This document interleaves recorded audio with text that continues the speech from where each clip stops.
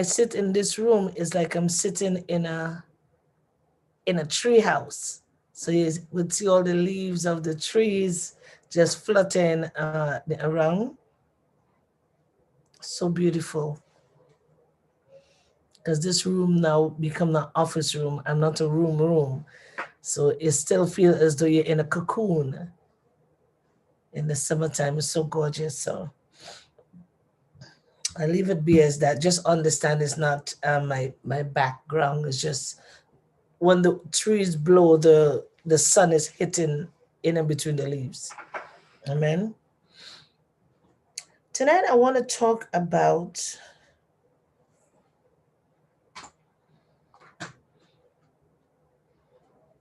growing alone. Whether it be gender is not an option. It's just that what do you think or how do you feel that when people growing alone, like you're at the age of maturity, you're eating meat in your season, because this is heart to heart. And this is where ladies truly come out and talk business. Was about it. No, on my computer, I decided to update. Should be done soon. Okay, somebody computer trigger back in them, so they'll come in a bit. But I just want to talk about growing alone.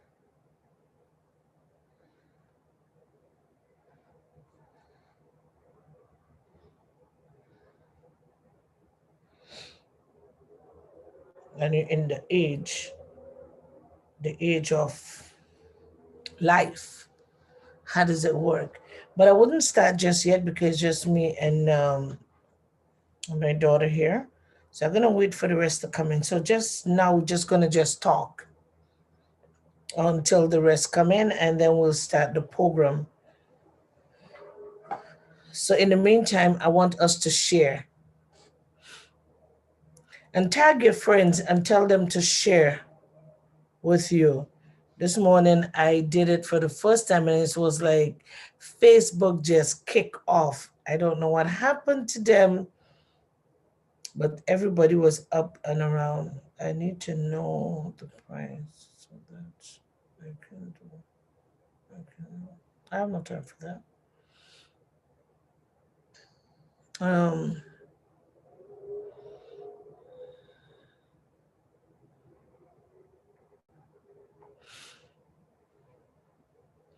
so let's share, and share to our friends, and then ask your friends to share the program.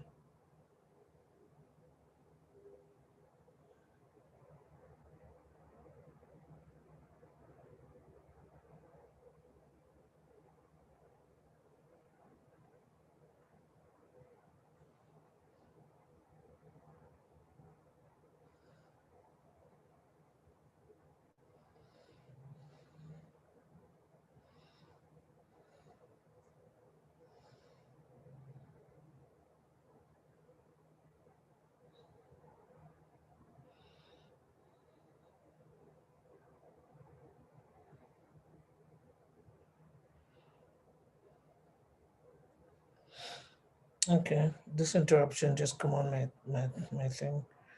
Okay, I'm looking for the program so I can share it. Give me. Oh, there I am. There I am. Here I am to worship. Here I am to bow down. And here I am to say that you're my God. You're altogether lovely, altogether worthy, and altogether wonderful to me. I never know how much it costs to see.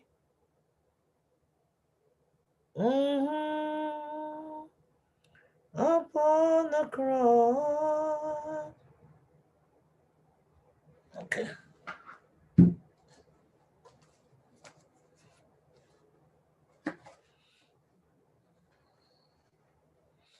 And then share.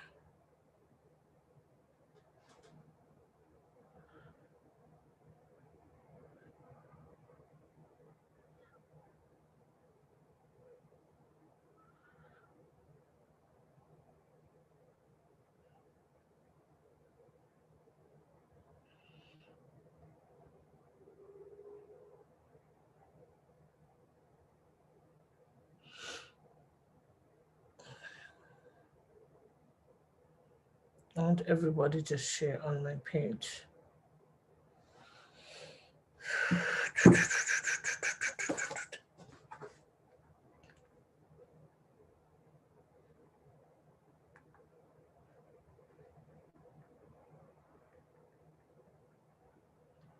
You are gone from beginning to the end. There is no place for argument. You are God all by yourself. Ooh.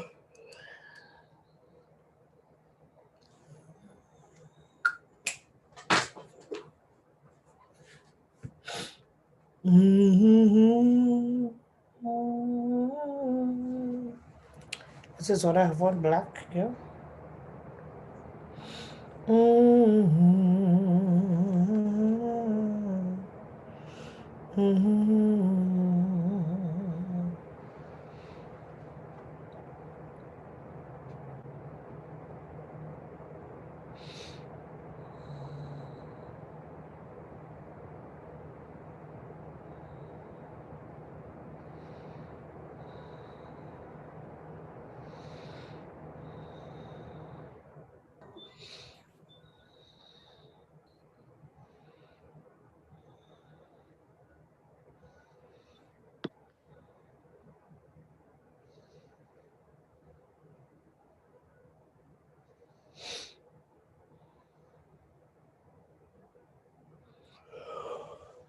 Oh, it's a bit my fat that's causing me to yawn like this. Oh, hi, T. Good night. Good night. Good night. Sorry this took so long to update and all of that.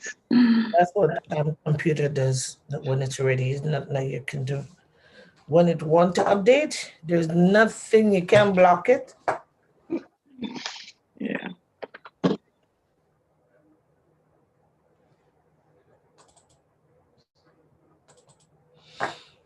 So we're just sharing, and then when we finish share on our page, we should go to our messenger and pay and send it there and ask people if they can help you share it. I did that this morning and it was like though I was live outside. So many people come on the different platforms. I see I still have 4 platforms working. Didn't know I had all that. I can tell you. So now I have to go to the Eagle one.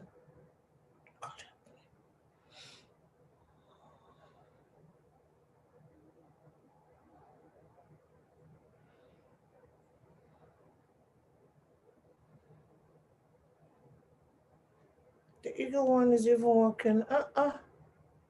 The Eagle is champion?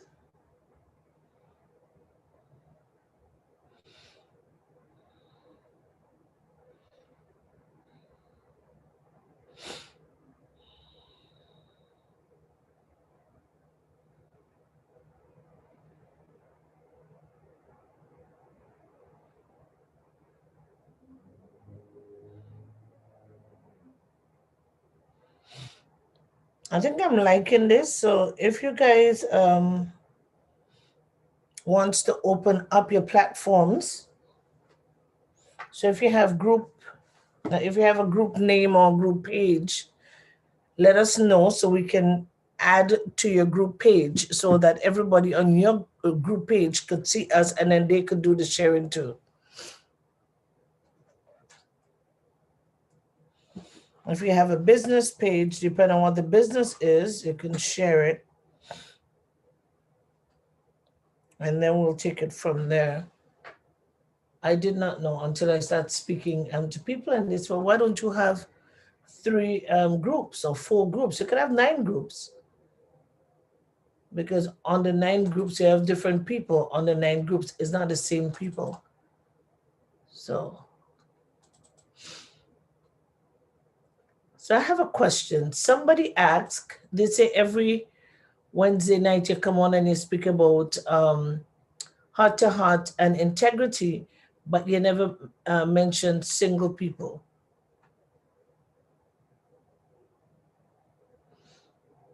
But I thought that we cover all that, but it seems as though we don't. We did not cover all that. So what I'm gonna do tonight, I'm gonna ask the question for people who are single and in the age of having a loved one, or having a boyfriend, having a girlfriend, or just having a partner, not a living partner, kind of, not, I shouldn't say a side chick, but just a boyfriend, or courting. And you see, you pass those kind of age and you pass those kind of mark. How does it feel to grow alone after you've been together, after you've done things together, and now you're just single? How does it feel to grow old? I have 1,001 question about that. And I also have answers. Because I was speaking to the same person. I said, well, how do you feel? Because I want to know, how does she feel? So I'm going to speak from her perspective and how she feels. And what does people do out there? Yikes, I didn't know that. So it's a lot of... So I'm going to say good night to T and welcome to Heart and Woman of Integrity. You okay? Sorry, I was distracted a bit, so I did not get the something came up on my computer I had to get rid of. So I did not get the topic properly. Okay. So the topic tonight is, how does it feel to grow alone?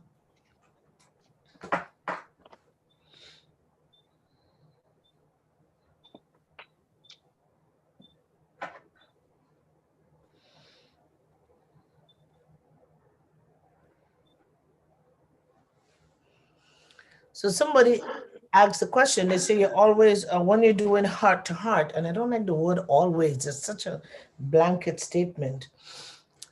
When you do heart to heart and woman of integrity, you always speak about couples. How about us single? Why don't you ask us a question?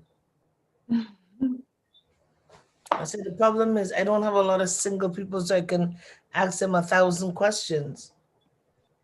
So she's in the background tonight and she's going to be listening. And it's a good thing Rebecca is here. Hi, Rebecca. And it's a good thing T is here. And I'm here. So we're going to start off by asking the question. So she asked that question. So I said, well, how do you feel? So she said, sometimes it's very lonely, sometimes it's very hard. And when you pass that age, all kind of temptation does come on at night. Curiosity killed the cat. You know, I'm gonna ask a whole set of questions. What kind of thing come on in the dark? I said, are you demon possessed? He says, no. I said, well, my family is not around, so tonight I'll put on light to see what comes in the dark. She says, not like, oh God, why am I talking to you? She says. I said, well, you say a lot of things that's come in the dark. I don't like dark, so I'm gonna put my light on tonight because I don't want nothing crawling in here in the dark. So she says, not like that. She says a lot of feelings just come. And the reason why the feelings come, and I know what feelings that she talk about, but I don't want to, for adventure, we have kids still playing around and it's not bedtime because this is summertime. And a lot of people have kids running back and forth. So let us try not to use such grammar. We can use sign language, or we can use, or we can say, I mean, love, or we can say different things. So, so I asked, and the question, what happened? She says, well, basically, when a single person is by themselves and they had relationship prior to their age today, they remember a lot of stuff and things come up in their heart. And so I said, well, are you sleeping idle? See how much I know. I said, are you sleeping idle? She says, I mean, what way? I said, what do you do before you go to bed? She says, well, sure, we just go to bed. I said, so you don't pray and read for a bit and play some music and just worship the Lord until sleep come? She said, you're right. It doesn't work like that. I said, hey. I said, so you're very active then. You're an active person. You're an active volcano. So she'd go like, yeah, she's a very active person. So what do you do in a case where somebody is very active? I say, let me get back to you on that one because I tell you, I have some question for tonight and tomorrow. We have a singles group tomorrow. I'm going to be asking a whole set of questions. Guess who's going to get very educated? Me, because I want to know what she used words like curbing. She used words like what is curbing? So it's just, where do you go and curb? And sidewalk? She says no. So there's a lot of things that I have to learn in the mix, unsafe words and Christian words. So I'm gonna learn a whole set of that tomorrow. But I just wanted to throw it out here tonight. For adventure, we have people that is gonna be listening to us. I want to find out, oh my God, they're finally talking about us, you know? So I don't know much what to ask, but the reason why Becky is gonna know a lot, youth talk. She has no experience, but youth talk. So I would learn a lot from her tonight because she's not 25, she's above 25. I thought one day say when you grow up and you're not married by 25, you're either going into somebody else's relationship or you're getting somebody that is divorced. And I learned today that's a lie. Mm-mm. It's not really true, but not all of it is true. So I should have called Pastor tonight so for him to come down here. He don't know that anyway. He's an old man. How does he know? Some men really don't know anything. So anyway, let's speak about over process. Huh? So you're pantomizing. No, I'm not pantomiming. My volume is on. Oh no, I was talking to myself. Okay, so an active person and now not active, but still fully charged because they was molested as a young person. So they have a high level of testosterone just going through their body and all kind of thing that's been going on in the dark. Curbing, I don't know what sidewalk she's going to stand up on and come and tell me that she's curbing. So I should have called my cousin on tonight, but she come on to tell me I about don't know. I mean, I'm single. Have been single for quite a while. I know in the beginning it was a little bit tough, yes. And so that was one thing I had to pray about. Are you hearing me? Yes. Oh, I thought like she panting still. No, So there was a note. yeah, I had to pray about it. I had to pray and ask God to take away certain feelings, you know what I mean? Mainly because I didn't want to go down that road. to live in sin. Not that I didn't get offers, I'm probably still getting offers, but I know now that's not the life that I want to live. And so somewhere along the line, I remember one time saying, well, wait, I don't even know when things change and I don't feel, those emotions. And not that I don't feel, but I mean, I'm at a place where I can control. And I didn't know when it happened. Just, you keep praying and asking God all the time, and eventually it happened. And I was not even aware when it happened. How something may happen now is probably, I like to watch television. So sometimes, depending on the movie that I'm watching, a little something might come in, and yes, something just runs through your body. Sometimes, if I realize it's a scene that's going to continue, I change my channel, go on to something else. I have a lot of go-tos because I like to look at like crime movies and stuff that would not have that level of sexual things in it. I would look at old Western movies and that kind of thing, you know what I mean? Anytime I'm looking at something and there is, some kind of sex act that is going to just prolong, I just change my channel and quickly get out of that mode. So that's how I have dealt with it. Like I said, a lot of prayer. In the beginning, it was tough, but eventually, like I said, when it happened, I didn't even realize it happened. So that's all for me. I'm involved in a lot of stuff. So when I get home, I'm tired. I mean, the TV is just on and it would go off after I fall asleep. So I don't have a lot of idle time. I mean, I got here like 10 to 8 and realized I need to be, on this program. So I didn't even get to eat. All I did was grab a mango. Nice, sweet Julie mango text. This is not a good day. Oh my goodness. The Bible says there is a sin that is unto death, and you could just be committing that sin. You think so? Yes, it's called the sin of mango. No problem. It's mango season. Exactly. I was thinking about a small stone, but now you want to commit a sin that would because you want to commit murder, right? Oh my Lord.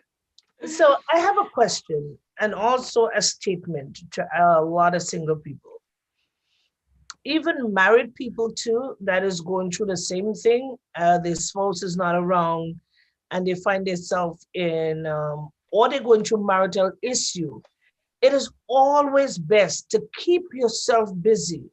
Once you don't keep yourself busy, there are saying that old people use, idle hands is the devil workshop. When you're idle, you find yourself procrastinating about things and thinking about things that you used to do in the past. And then you're thinking about this Bobby and you're thinking about Susan and you're thinking about where Bobby went and Susan went and how they hurt you. You're idle. If you keep yourself occupied, since I'm small, I often say when you keep yourself occupied, you're free from a lot of danger. So because of that, I used to judge people and say, well, if they was strong, and when I use the word strong, a lot of people will come back to me and say, well, because you don't have the experience. We all have the same measure of everything that a woman need or a man need. We all have it.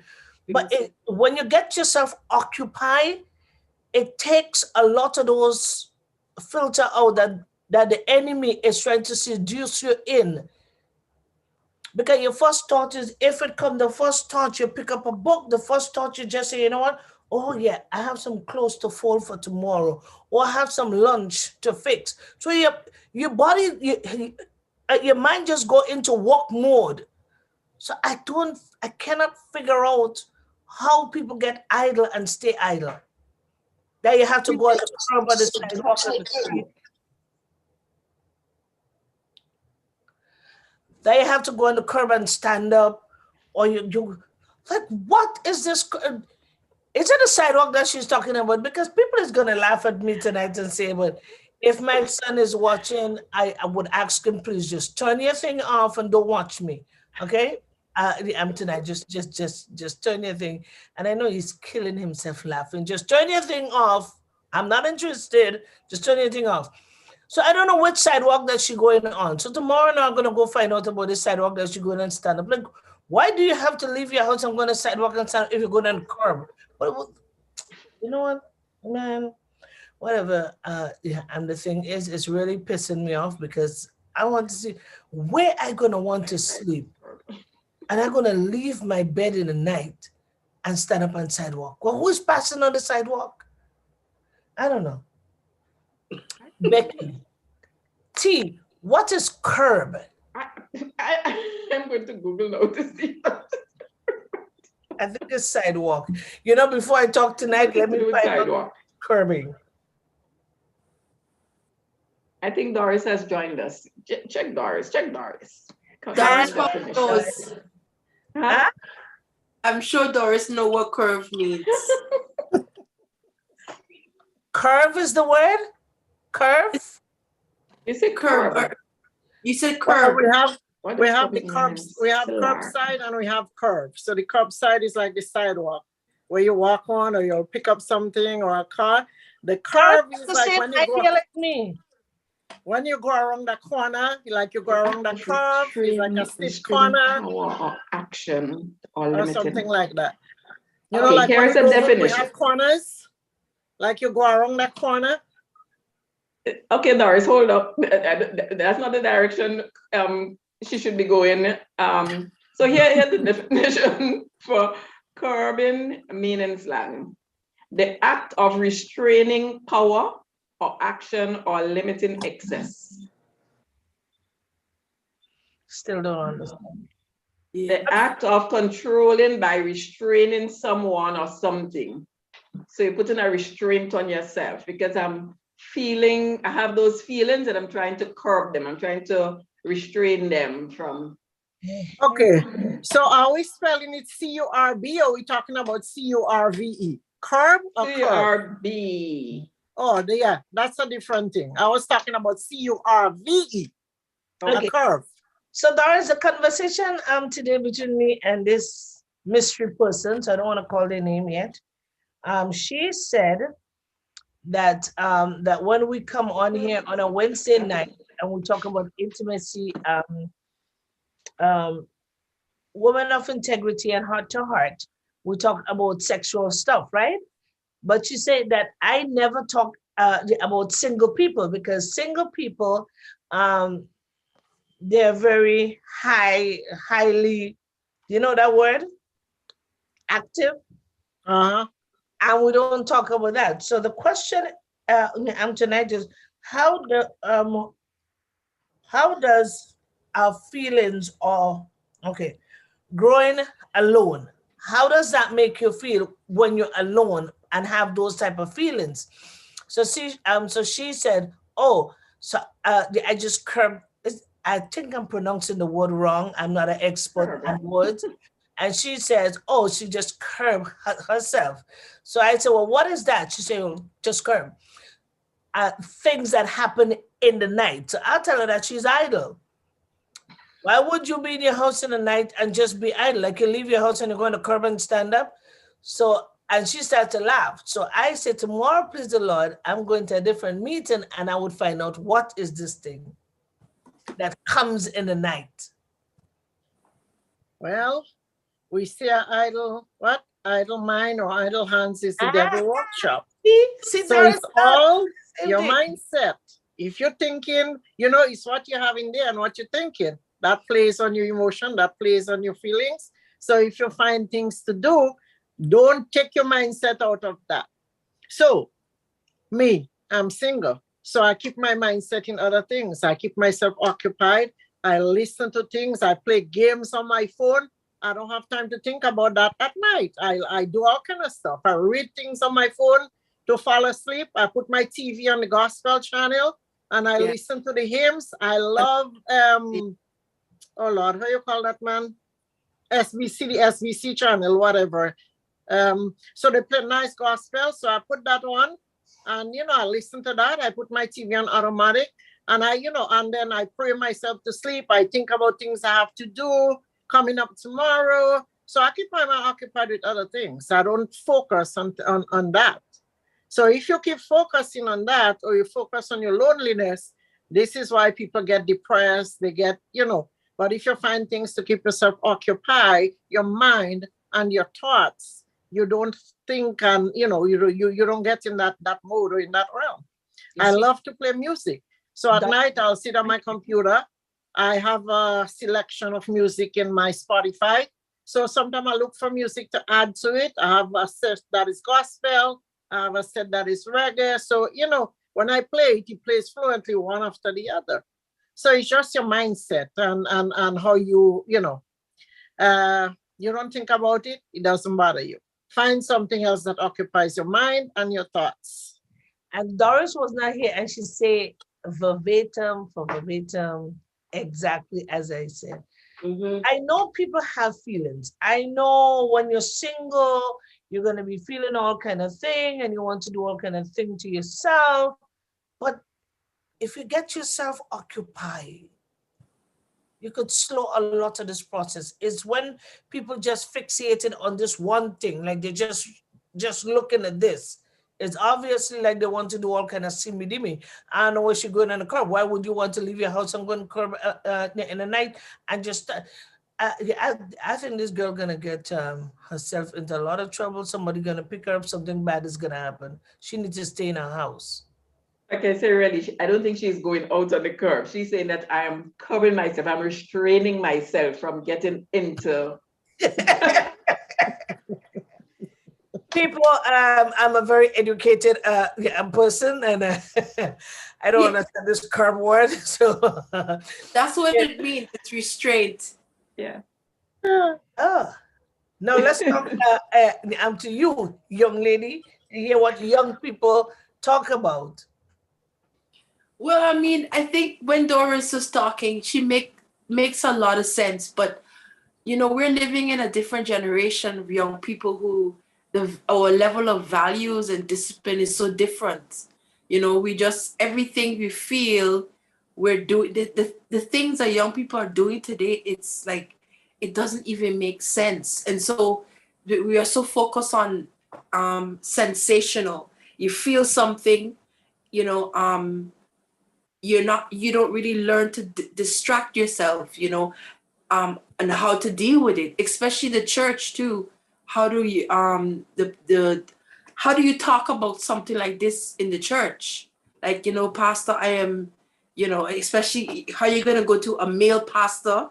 The first thing he's going to say is like, you're committing a sin, but you're not committing a sin. I think in my later 20s or 30s, I had to find out that these feelings are natural.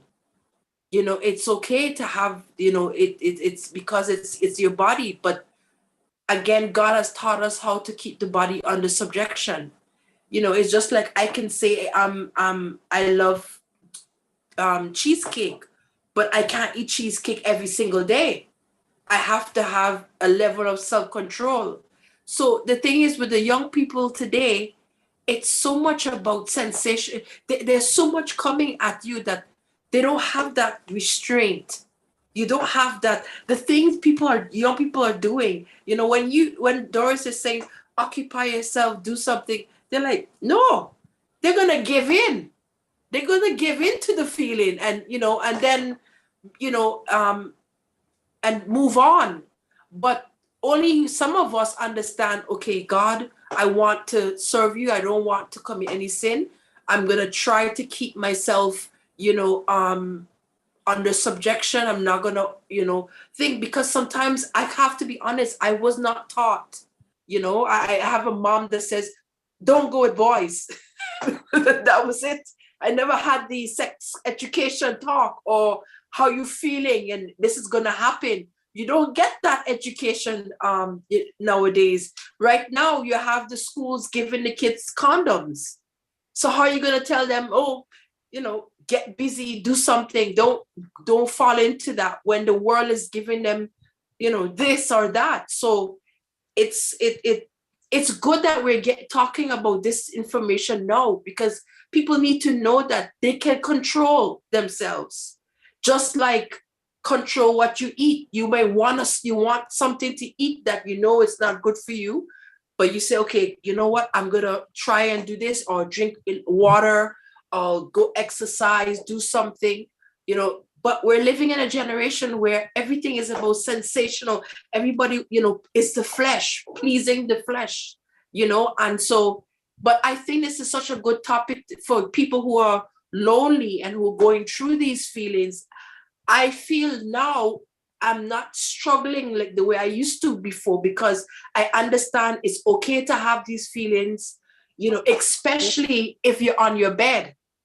I noticed that as well. Mommy Tex taught me some really good tips that when you're on your bed, that's another cue. Get up from the bed, move yourself from your bed, go somewhere else, move yourself, focus on something else. Don't do, especially at night, if you're very vulnerable, don't lie down on the bed, because sometimes that's what's going to happen. And then again, as Teresa was saying, is what she's watching, if you know that something that you're watching is going to make you vulnerable, switch the channel, so be careful. And some people might say, well, let them be exposed. Not everybody have the same temperament.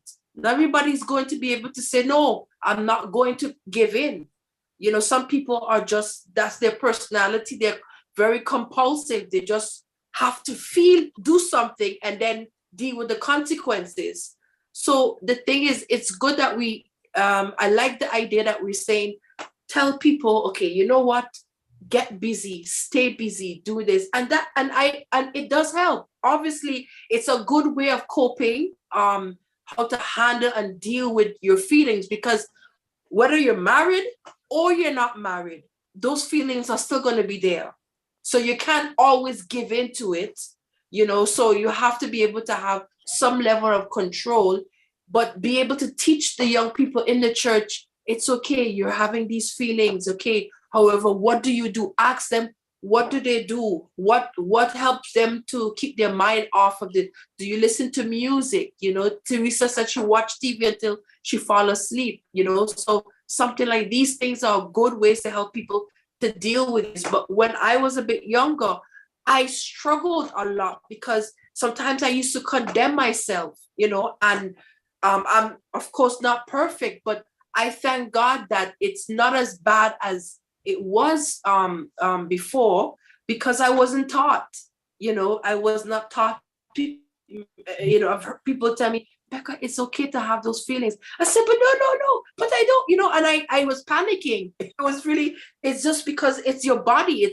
That's the way God made you. But we have to put the flesh under subjection and be able to find ways to keep ourselves busy, doing things that we don't really think about it so often, so I think this is a very great topic that we're talking about to help young people.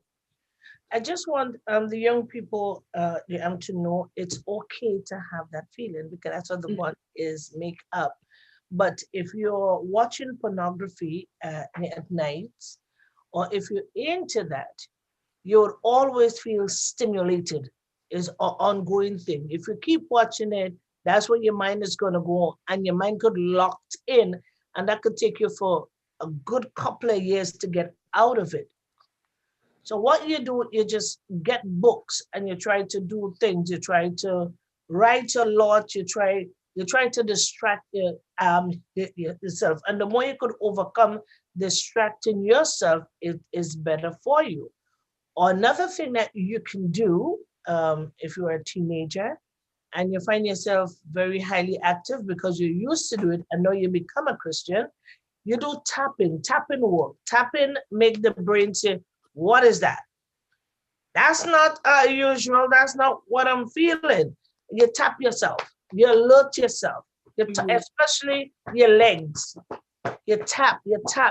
What it does, the brain starts to question, what is this? So it moves from that sensation and it come to listen, what is this? I hear people say, oh, just go take a cold shower. It does not work. Shower does not work when your body starts to feel for what it wants. You tap your stomach. Whatsoever the feeling is more powerful, you tap close to that area. What that does, it sends different sounds to your brain, and your brains want to know, okay, so your brain's getting curious now. What is that noise, and why this is like this? And then by doing that so often, what you're doing, you're distracting yourself. You don't have to always say, blood of Jesus, but you could tap yourself. Tap your stomach, especially your stomach. As a woman, you don't tap your chest because that's where the sensation is. You want to tap your chest, you tap close to your neck. What it does, it distracts you. And by tapping, you may remember some kind of song. So it trigger off things. And I wish I knew that's what I'm sure was talking about today. So at least I could have helped her. But I thought it was the sidewalk.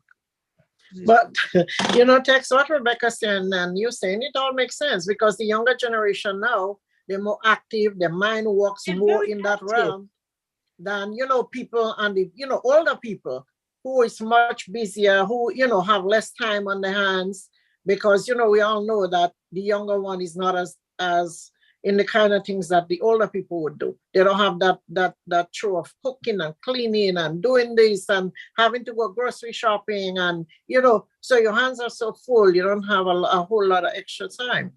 And everyone is human, whether old, young, everybody gets certain feelings and, you know, certain things. And it's all, like I say, is a mindset, how you control your mind. And you know how you deal with it, and if you occupy your time. People, I mean, I'm one of the person that I don't focus or think about what I can't have. So it doesn't become an issue for me. I know that I'm not married, I don't have a husband, I don't think so. I don't think in that, you know, or focus on that kind of feeling or that kind of or that. So it all depends on, you know, the younger one, of course, they're going to think about that more. And when they don't have something, that's why they tend to be more, you know, sexually active, have more partners because, you know, they just start when some of the younger ones. Where there are some young people, I heard that they're still virgin at the age of 20 and 20 plus years because of their upbringing, because of they grew up in a Christian home. And the level of, you know, what they was taught about that. So it's all in some cases self-control. Because, you know, I don't think that we should judge them because once you begin to judge a young person on their sexuality, what happened? They get more curious because they want to know, okay, so why is she judging me? Why this? And why can't I do that? And why can't I do this? But there is so much that we could learn to help them. The younger you are, more testosterone in the body is just doing what he wants to do. When you get like to the age of 20, it's like all kind of trees looking like different stuff. That's just how the body is. But when you learn to focus, you zoom in, you bring it in. I was 20 years old. I was 25. I waited. It's not like I came from a Christian home, but that was my choice. So the reason why I never feel it is because I was busy. My choice and what I wanted in life then was totally different. So I don't struggle. I do have feelings like everybody else, but I don't zoom in on that. So I should not now judge people because when you're at a certain age, I understand this thing come on you like ants. But we just got to teach them, structure them in what to do, how to do it. It's not like they're bad people. But if you're in your room for the whole day and you didn't take a shower and you're just lying there and you're watching all kind of movies and you're watching all kind of things and you're talking to your girlfriend and she talking that in your head, as soon as you hang up, it just overwhelms you. That's because you're a human being. And it is part of life. It's what creates you. It's what makes you. It's what brings you here. So don't feel condemned because you feel I'm for it and you want to go on the sidewalk. And that is reality. It's human nature. I mean, that's why God made two different, females and males. So that is always going to be there. And like you say, it's just the teaching, the upbringing, how to handle it, how to deal with it. And you're right. Television has a great influence on that, because all the movie, half of the movies you see have some kind of romantic episode in it. Yeah. And they show a lot of them so raw. All you see is the sheets between, or not even in between, over them. But when they're looking at all that, and the younger ones, sometimes they get so involved in that because they like what they're seeing. And That provocative. So exactly. when you're dressed like that, guys gonna watch you. But then, again, so why are you watching me? Well, if you didn't expose, I wouldn't watch you. But then I think one too is the role of the church in the how we spiritualize everything. So it's like, oh, you feel that way, and that person begins to condemn. I think when I was much younger, I'm still young, but 20, my 20s, I didn't have anybody to talk to when I was going through these experiences. I didn't have anybody. And when I was feeling a certain way, I didn't understand. I would tell my friend, and she said, Rebecca, that's normal. But I would fight. And the more I fight, the more the feeling became stronger, because I didn't understand, okay, we need to teach them practical things. We have to understand we are spiritual beings, but we're also, God created us with emotions and feelings. So you have to teach the people in the church, okay, this is what you can do. So what happens? When does it happen? What do you do? Or where are you? Is it happening when you're sitting down? So you could teach them simple things. Okay, you know what? Get up. As Doris was saying, she knows that thinking this way is going to make her feel sad. So she tries to think different ways or different alternatives so that you don't go down that line, or you don't feel condemned, because it is a valid feeling. And I can say that I'm much more stronger than how I was before. And whenever it comes, I don't, oh my gosh, I don't think that it's me. I know that it's my body reacting, or I say, okay, Becky, what are you doing? Get up, do this or do that. So we have to be able to put practical tools. So in the church, you see young people or going through these things, a mother can adopt someone and say, how are you doing? Are you coping? How is life? What are the challenges you're going through? Do you need any help? Do you need any support? So that young people don't struggle. Because I'll tell you, you don't have to teach them anything. The world's gonna teach them enough. The world is gonna definitely teach them. And the thing is, you look at some of the movies, even high school movies. Before, high school movies used to be so fun. Now you have high school movies where like just kissing and having sex. This is, it's like the norm. It's so normal. And so we are the one that's failing, because if the world is doing that, not teaching them the right way and how to deal with their sexuality, obviously that's going to happen. And the thing is, they're going to feel like, well, you can't tell me I shouldn't have sex because the world is saying that. But the reality is, everything is in moderation. God created us to have certain level of control. Our diet, the way we eat, everything, even when it comes to sex, everything.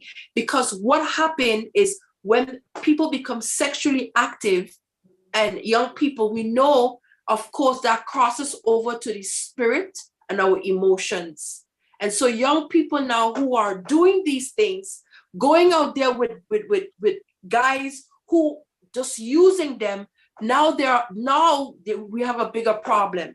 Now it's not sexuality, but now that person have been emotionally and mentally abused. So people, I have a problem with the world that says, oh, leave that alone, let them have. No, but at the end, there's consequences. There is consequences.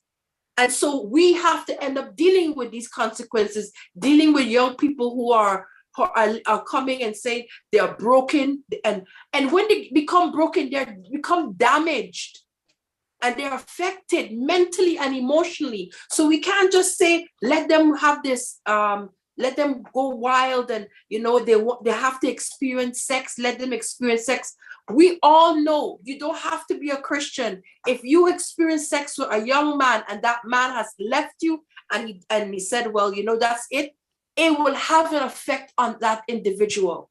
So that is why God designed that sex in marriage is the way it's supposed to be, not where you're going wild and you're just having sex with Dick, Harry, and whatever. So we need to teach the young people, okay, you're having these emotions, just how do you learn to control yourself? And by doing that, you're giving them powerful tools. You're letting them know that I am in control of my body, and my emotions is not going to get the best of me. Somebody is not going to dictate my sexuality. It's my body, and I am going to put the flesh under subjection, because we know what happens when we give in to the flesh, whether it's sex or any other thing that God has already said that we're not supposed to do. So it's really important, the church out there. I know that we focus a lot on souls, but remember, you have young people in your church, and you need to be able to groom them and teach them certain things so that they don't fall prey. So when it does happen, they're mature, they know what to do. Doris is talking about finding different ways. Mommy Tex is talking about different ways, and I'm like, I'm only hearing this now from individuals. I wish I knew this when I was 20. It was so bad. I thought I was sinning because I was feeling these emotions, and I didn't know what to do. I really didn't know what to do. And obviously some people will give in, and it's not that they don't want to give in and fall into sin, but something is happening, and it's like, well, I have to release myself. So this is really important for the church, because we have to teach our young people, listen, this is your body, this is how it's going to be. This is what you have to try and to do to keep your body under subjection. It's really important that we teach them and not spiritualize everything, because we know that we are human beings with emotions. You can't spiritualize anger, or you can't spiritualize sex. It is a feeling that God has created us, and we have to teach them the right tools and how to control their body. That's why you see they come in pregnant. It's not Exactly. that teenagers go out there to get pregnant. They go to have fun. And in the fun, they just get pregnant, and then they come in and we judge them. Couldn't you close your legs? Well, couldn't you close your mouth and teach me what to do before my legs open? Like, I shouldn't say that I'm rude on the air, but that's my weakness. I am rude. So when I hear adult talk to teenagers, please don't talk to them around me, because I would answer you. I'm just saying. So if you never teach them, don't judge them. Take the time out to teach them what to do. There are so much things that they can do. Start writing. They can start writing. They could stop watching all these things. The world sexualizes this thing so much. It's like you're walking and your breast is all down here and everything is open and all little boys are seeing you. Then you have on there's shorts, there's short pants, and all your bum is outside. And what's your morals? But if your mother is doing it and you doing it, I don't see the problem. If your mother could walk outside with her boobs all out and the Daisy Dukes, I don't see no problem if the young ladies want to do it too. That's your mother. But then where do we draw the line as parents? To say, you know what, I'm putting my child in danger. Where do you draw that line? Do you draw the line now when she bring in 2, 3 kids and tell her, well, look at you, look at the lives that you don't, look at you, look at what you're doing. If you wasn't exposing her, she would have never get into it. Back then, you see your parents well put together. When I come to Canada, I was renting a place. My Friday night used to be like this for me. And I always say, well, what you doing? I've never seen people do the raw thing on my car in the parking lot. So I just watch like this in the night, especially on Friday night. So what are you doing? Until I just say, you know what? Ministry start. I'm a mother. I will take on all the young people in the area and I'll adopt them as children. Then I become the mother of the area. You just talk to them. This is I passed one night and the little girl was kissing the little boy. When he leaving, she said, what's your name again? I go like, oh, you didn't just say that, right? You didn't just ask him, what's his name? I said, what's wrong with you? I said, but he was kissing him. Yeah, he told me his name, but I just forget. I said, come here. I said, Prax, come, because I didn't know his name. So I gave him a name. I said, what's your name? And he tell me his name. And I said, so you just come for a free-for-all? You come to play games? He says, no, we're friends. So I said, what's her name? Yeah, him. Well, what's your name? Actually, you stand up there in front of me. Come close and stop your nonsense about asking her name. You don't do that. Get to know somebody before your mouth go into their mouth. Get to know somebody. That's going to help you. This world have a lot of sickness. And to save yourself from taking all these pills that would damage the kidney before it really start to heal the body, we can avoid certain things. And I begin to speak to them and they become, the boy become my son and the girl become my daughter. So that's what I do. I just go out and teach. I don't know things, but I'll go and read. I'll call people. I'll ask questions. That's why I figure out a lot of things. Like I come tonight and talking about the curb. You just stand on the sidewalk. So now I know that's not the curb. Never mind. Tomorrow I'm going to preach about the curb, but leave me alone. But I thank God that John is not here tonight. John would have fallen off his seat. He would have said, so what did you just say? He would have fallen off his seat and he would have and that would have been his national anthem for the whole of the summer. We give God thanks he's not here.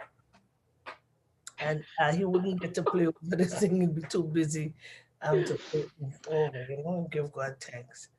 Talking about that text, were you guys on today at 2:30? No, the current went. I don't know what's going on now with the weather. It's up today, down tomorrow, and doing its own thing. And the weather just decided to box the internet. So the internet say, you know what? If you want to throw me down there, I'll stay on the ground. It's your problem. So that's what happened. Okay. I saw your call. I'm gonna call, but he went straight to voicemail, and I'm looking for the show. And I'm like, what is going on? So I said, well, maybe that's why text call. Mm-hmm. So, but I did call you back and he went straight to voicemail. So yeah, that's because I had how you say those calls, like the merging calls, like when you do one call, you can call 4 or 5 people at the same time. The group call. Yeah, so I was doing some group calls, and then after somebody called me. So now I learned if I'm doing a group call and somebody called me, I can put my group on hold and talk to that person and then come back. Today I got smart. I learned something today. So now I'm going to do a lot of group calls. If I want to speak to 2 people, just do a group and do 2 groups. Mm. Yeah, I'm getting smart. Like I use the word curb on sidewalk. That's what I thought it was. Yeah, but getting back to the exposure to young people. So for instance, last night I was watching the local news and then an ad came up. And with this, like I said, with the women, the breast hanging outside and whatever. So I'm to see what this ad is about.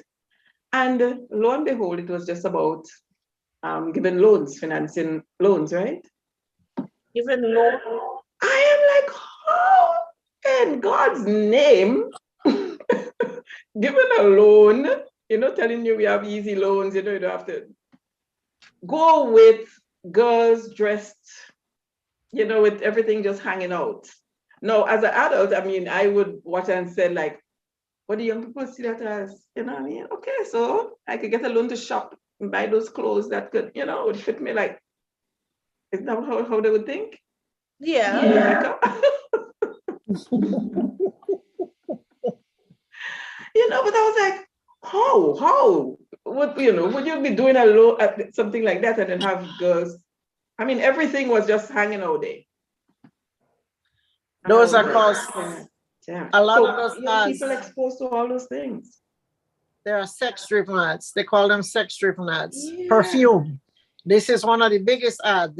And they used to sell perfumes and all the fragrances. You ever see how these women Well, go I probably and could still men see it for go? the perfume, but for financing, Uh, for a They loan, try, because you know why? They aren't selling the finance. They're trying to sell the person that's selling the finance to you. So it entices you to make the phone but it was call not and to even. It reach was out not to even the them. women. It was like it was not even the women. You know, mouthing their ad. You know, it was like, "Aye." But they have. So at first, I thought it was something to do with Carnival. You know, Carnival is coming up in Grenada in August, so I thought it was that. But no, it was for loans. I'm like, what is this? But you know what I noticed too is, from a young person perspective, this is new thing is going on with women wearing no bra and it's just a jacket and you're just showing your breasts. And I just showed it through it, yeah. Yeah, you just show your breasts. And I mean, you know, if thing is, I could debate. Someone would say, well, you know, you're a Christian, so you can't wear that. I'm not. But the thing about it is, what benefit does it have to show that? What benefit does it have to you to show so much? Because what you're doing is, and the first thing you look at somebody is that's what you're gonna see. Whether you're a Christian or you're not a Christian, you're gonna see that, and that speaks volume. And that's some people don't understand it. To me, I hate when people use the idea of, oh, well, you're a Christian, so you won't dress that way. It's not about dressing. It's about your self-esteem. You know, the moment you put that out there, you're saying this is my value here. Yeah. That's my value. Yeah. But your value is more than breasts. It is more than boobs. But this is a new thing now. It's become the norm. Hollywood does it. But you know, it's like before, I mean, it doesn't bother me anymore because I look at it and said, what benefit does that have? When you wear that, I wear clothes too, you wear clothes. Mommy text say, I have a house, you have a house, I have a house, I have clothes, you have clothes. What's the difference? What is the difference if you wear something and what most important thing is, what can you contribute? What value do you have as an individual? That is what's more important, because just showing your boobs or your breasts, it merits nothing. It really merits nothing because it's gone today and gone tomorrow. That's it. But what happened is people have lost their values. You're living in a perverse world where you telling somebody not to dress like that, they think you are crazy. They would say, what, but where do they're looking at you and they're thinking you are crazy. But we have lost it in this society. People not teaching children values, principles, giving back, helping the community. Everything is me, and sensational and pleasing the flesh. And this is why the world is broken today, especially for a lot of young people. If you go on TV or watch TV, it's all over. It's the norm now. It's so normal. If you go to school and you have a boyfriend, now kids are going to school, they're wearing eyelashes. The young people are wearing thick eyelashes, lipstick, thing in their skirt. And that's the generation that we're living in today. So you telling them something different, they will say, but no, that don't make sense. You know what I mean? That doesn't make any sense. But when you show love and you show compassion and you show that child kindness, That's the They only. will respect themselves, because what you do, you're showing them something different from society. Society is not showing them love. They're not respect. They're showing them sex, abortion, all of that is what they're showing. But when you come and you love them despite, they're going to focus their mind on that. They're going to say, wait, she loved me? How come she's not condemning me? Why she love me? Why is she not telling me to change my clothes? Why? Because that's what speaks volume. And they're going to realize, wait, I'm going to change the way I think about myself. Because that is what society needs. It's not sex, it's love. People need to know they're loved, they matter, they care, they're important. And that is what we need for the young people. And we need people, men of God, who would stand in the gap for them and let them know, listen, you matter. I've been there. I know what it feels like. And I would never tell them, you shouldn't feel that way, because that's the world. You can't condemn somebody for living in a world that feeds them what they feed them. We're living in this world. That's why Jesus said, forgive them, for they know not what they do, because they're living in a world that's what they know. And so we're bringing the word of God, the gospel of light and hope, to teach them, self-control. I have to say to myself, God has given me a gift where even when I was growing up, I never had those temptations. A man can't come to me and just say, oh my God, I fall. I know it. I'm very strong in that area, but there's a lot of young people are not. And I'm strong in that area because of my upbringing. I'm strong because of my mom and my values. But if they grow up, their mom is bringing a man in the house every single day, that's what they know. But what we need to do is show love and show compassion and kindness and teach them. Let's take out the condemnation and just teach them what they need to guide them. And I say that because Mommy Tex has taught me. She has taught me. And everything, when I fall back to certain things that I know I'm thinking a certain way, I just hear her voice, Becky, and I apply that and I apply it. So we need people to stand in the gap for young people to help them.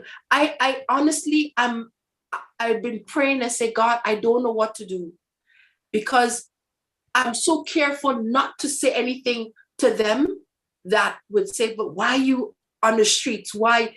I just want to show love, because I don't know their upbringing.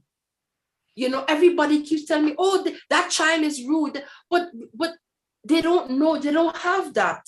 Mm-hmm. So you can't condemn the world if that's what is in the world. If you see young people dress a certain way, that's Hollywood. They're going to dress the same way. That it's normal. It is so true. And where we can kind of curb them, that I've learned a long time, you can teach them and tell them, I don't know, you're so gorgeous now. Could you imagine you get married to somebody and they become a prime minister? And then when you're in there as the first lady, Google have a way of saving things. And Google is going to say, 35 years ago, this is how you used to dress. And the social media is going to pick up on that. And you become this queen of England, and it's just going to come to your face. You're married to one of the prince up there, and it's going to come in your face, and the world is going to see, what? You walk in like this, and you want to rule the country? Now, how are you going to feel? And then when you get a lot of feedback from them, oh man, when you take a picture on your phone, and then you delete it, hello, it's not deleted. Nothing you delete on phone is deleted. It's sitting right there. If you send a message, you have, I think it's 2 seconds to delete that message. Then make a mistake and bring your battery somewhere and they can trace everything that you delete on that phone. So please, when you get rid of your phone, take out the battery, peel the paper off, and take out that film that's sticking onto the battery, because everything you delete is for police evidence. It's right there. So be careful of what you do outside there. It's going to come back to haunt you. Just be careful. There's a lot of things that the world teaches us how to dress provocative, and you like it.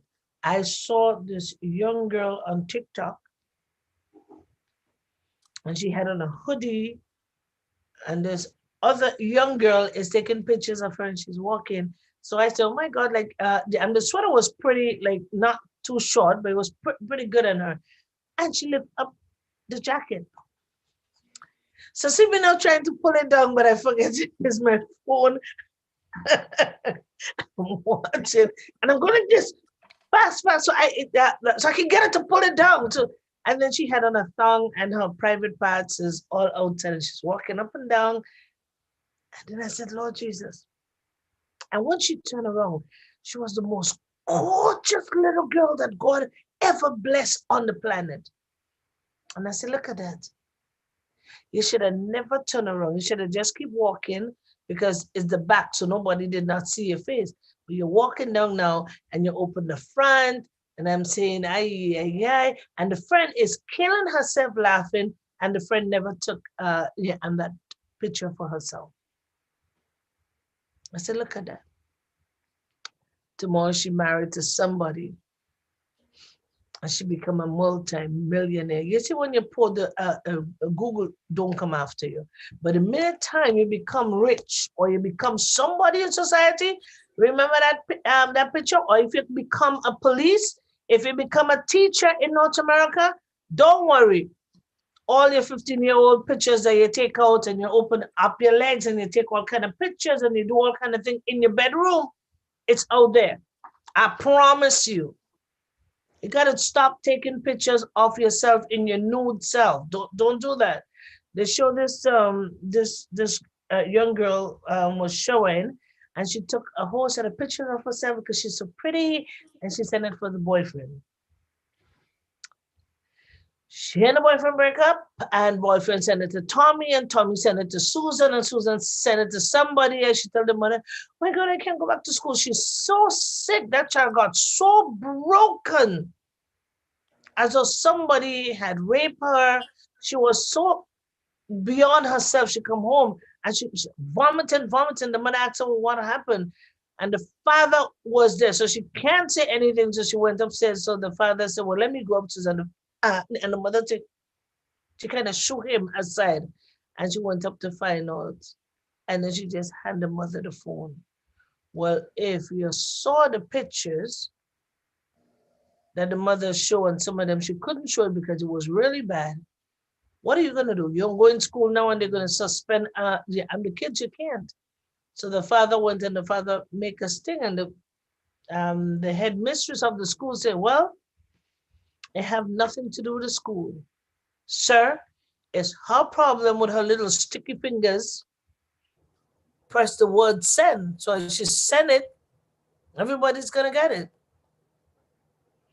Don't take out pictures of yourself and send it to somebody and say, oh, I'm just making a joke. I just want to see, I just want you to see me looking nice. Not even your husband, not even your wife. Do not press send. When you take a picture, don't press send. Another thing that Google is doing now, or people, not Google, but people is doing, they take a picture of you and you don't know, and then they have a way of they can take your clothes off in the picture thing. This thing that they do, they can take your clothes off. They have this new app that they take your clothes off, and then you can see they putting you in bed, so you have the face and somebody could tell you, I saw you in a pornographic a movie. You can't say, well, no, it's not me. It's you. The face is there, and you have no clothes. How are you going to say it's not you?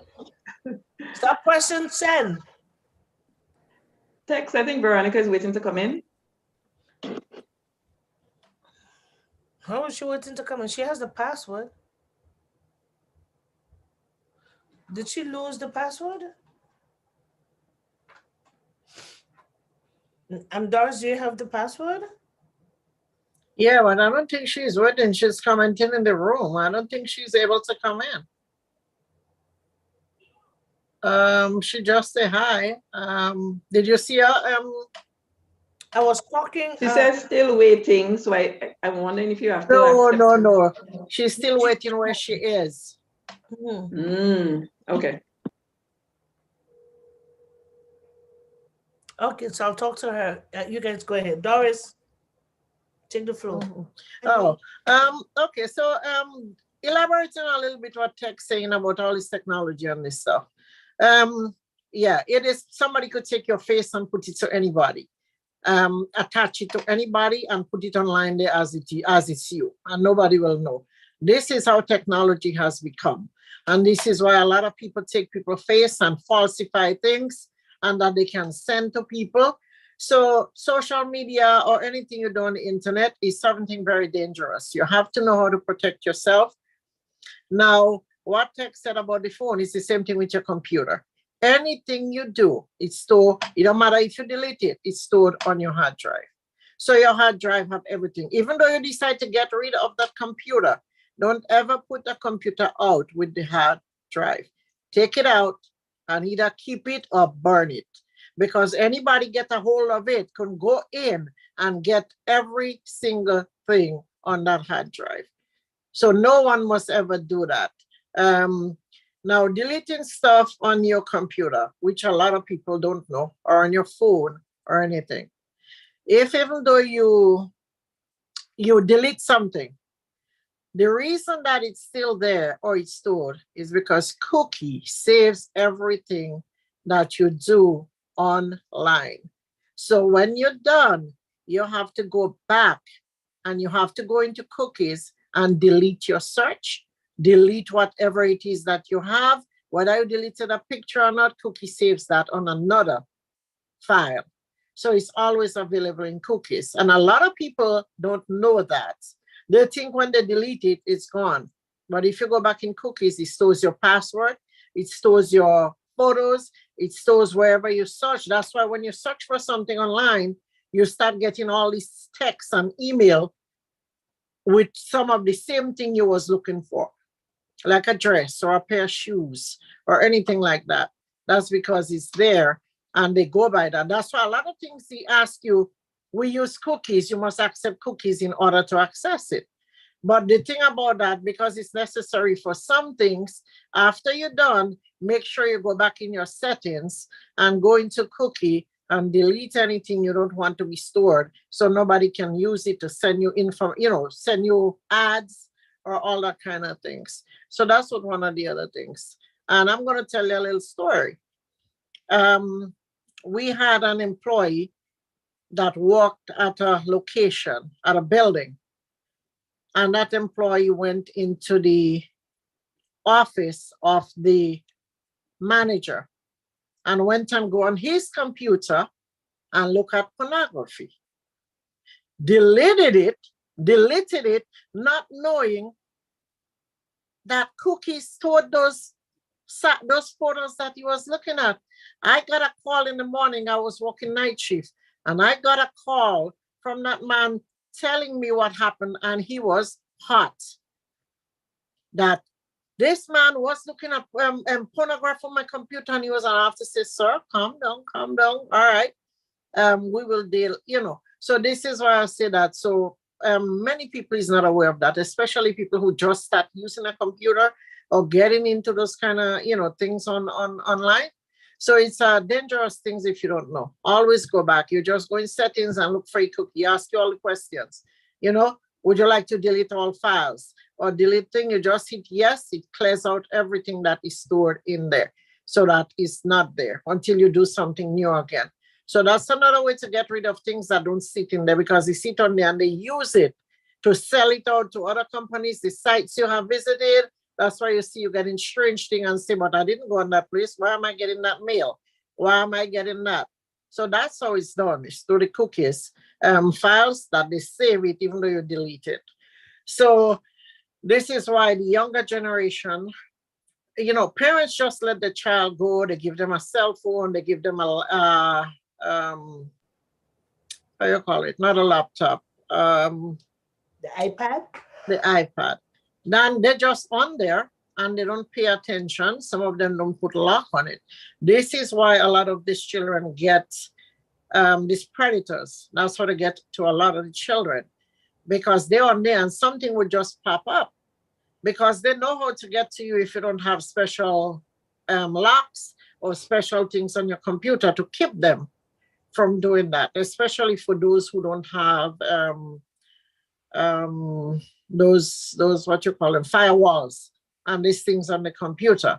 This is why then they can get in very easily if you don't have that protection on your computer, because the firewall blocks all these things. They block anything that is of that nature.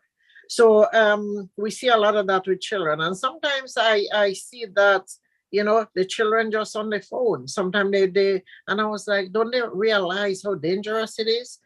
And this is why those youngsters been in their room and they're talking to people online, and they don't know there is this adult talking to them, and they're acting like though they are a teenager or someone speaking to them. So but we have we do have police officers who mandate those rooms, and this is how they bust a lot of the sex trafficking. They pretend to be a child. But the thing is too, some adults, when they go on their phone, they go in on all kind of sites. When they on the Yep. iPad, they go on all. Listen, I have my phone. I only go on those like the Facebook thing and post just this and the prayer. Because the kids in churches just take my phone. Everybody know the password. They take the phone, they take and the iPad, and they have it. They scroll through it. So I have nothing on my phone, and anything that get there is one of them. Yeah, and I put today. It tells me the time and who put it on. I have my phone locked to a certain privacy, and anybody that goes on, they have to put their name in. So I'll know. And this is why now they put special protection on the phones that parents could mandate, they could, so they can't do that. And that's because of the same issues, those predators and stuff that exposing themselves to children while they might be doing their homework, In they any might be doing, and it just flash one up. of them are calling the cops. If I know anybody that taking advantage of children or going on all kind of porno thing and they have their phone all over the place that children could see, I'm just gonna call the police. Because it's not right.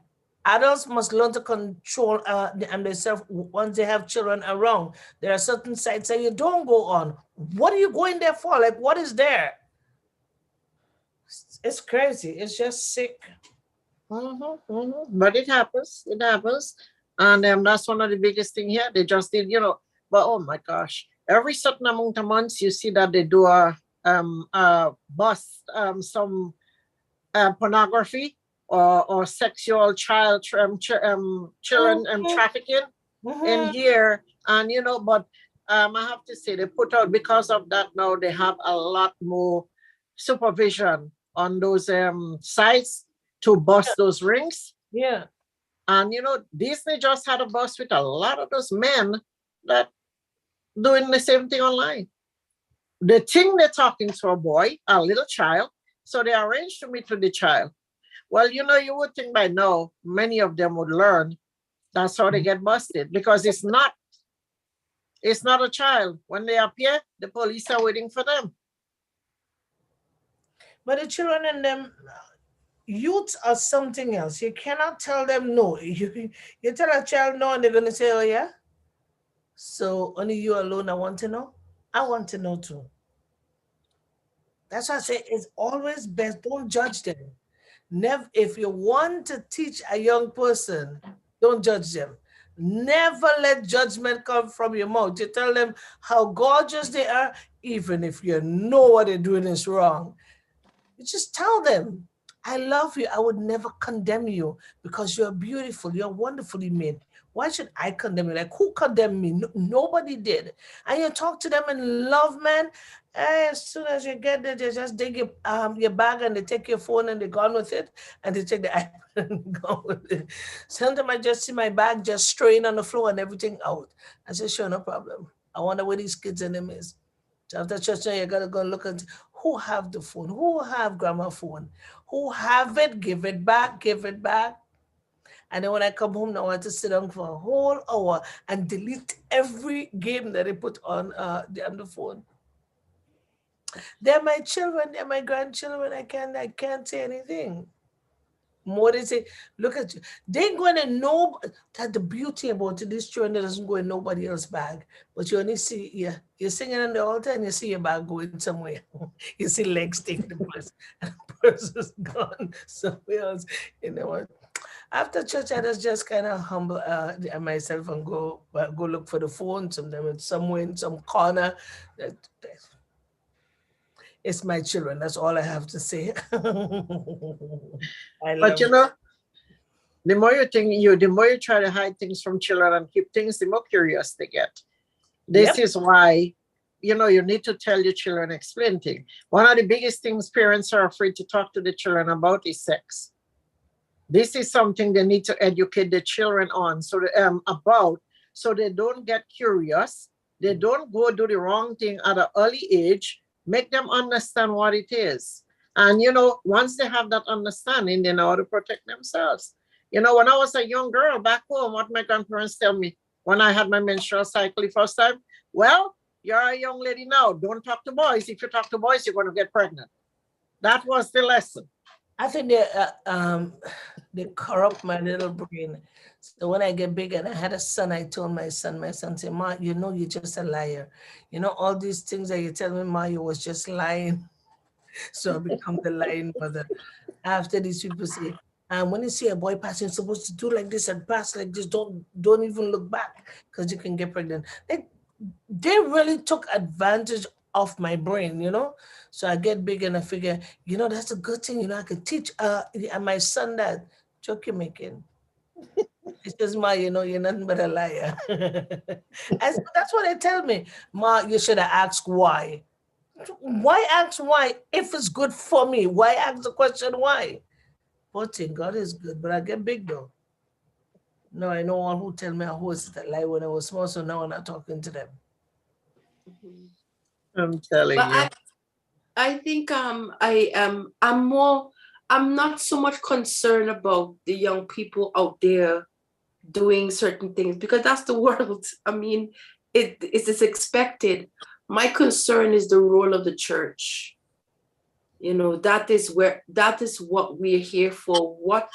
What can we do? How can we respond to situations like this? Because it's the world. Jesus said I'll it. It give is you the a password and I want you to share the password. So in church, in my church, I love to talk about my church. My pastor, he gave this the young people power. Okay, so my young people in a church, they have their own group. The church have their own Bible study. Young people have their own Bible study. If you want to come as an old woman, you can come.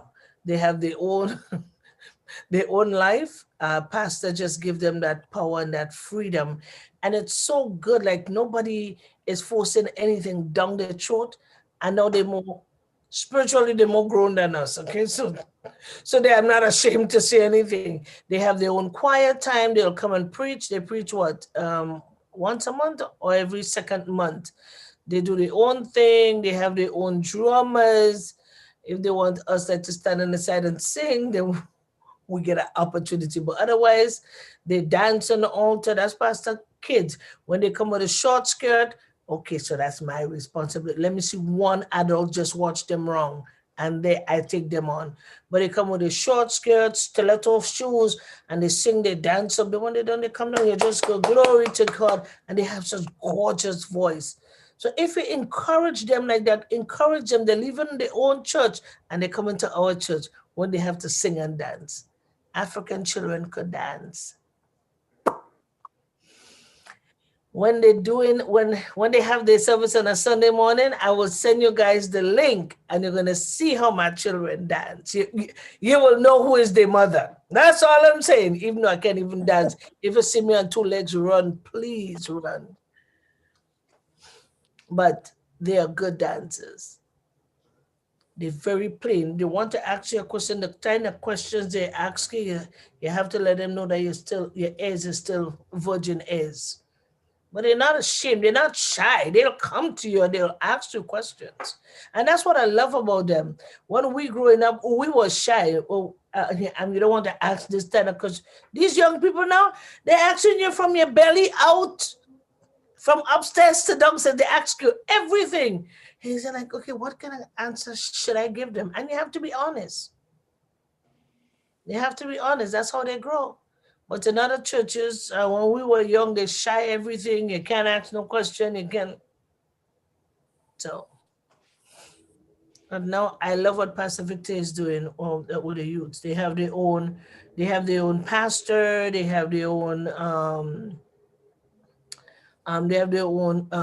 ministers. You have a minister Gail there with them. So if they want to ask like ladies questions, they will ask. If they would just want to ask men. But another thing that I want to talk about, when we have young ladies in the home, born and grow up, mother and father, do you know at the age of 12, 13, 11, 12, 13 years, father is afraid to hug the girl children? Probably they do because of all the accusation. Before you touch your child here or you do this is child abuse, molestation. So when your child reach a certain age with that, and just fight, and is what doing that with parents. They make them afraid to embrace the children Yeah. because they're afraid. And then it have some mothers, they'll go to work and come back and question, did daddy touch you here? Did daddy touch you? You know, you're setting up your own child for a fall because daddy can come and daddy can touch you on your shoulder. The minute time you tell the mother, oh yeah, he touched me.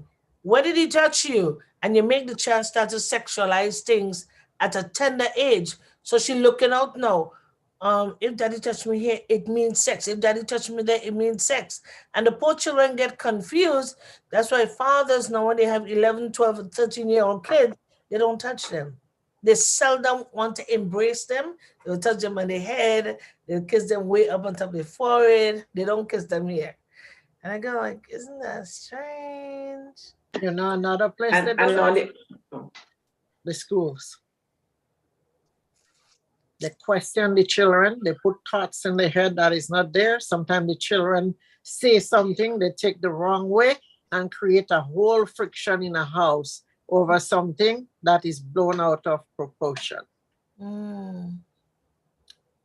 T. the other way I heard it, I heard a pastor, talking about it in a family life online, was that it affects the children too, in the sense that, okay, so your daughter now don't know the difference when she goes out there and a boy come to her and start doing something, she doesn't know the difference, right? Because daddy should have been teaching that from home, so she know when she get a hug like this that it's a genuine hug, but if she gets it that other way, then that's a red flag. She doesn't know that then, and it's because of fathers not being able to.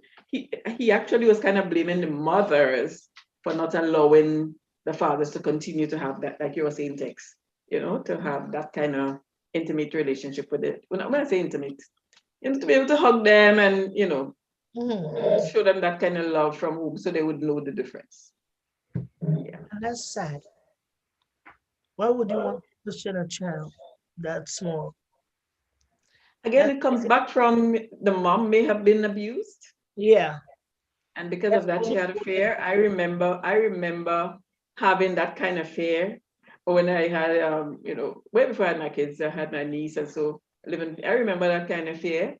And then one day when somebody said, you're always saying XYZ, did so and so interfere with your niece, and I was like, no.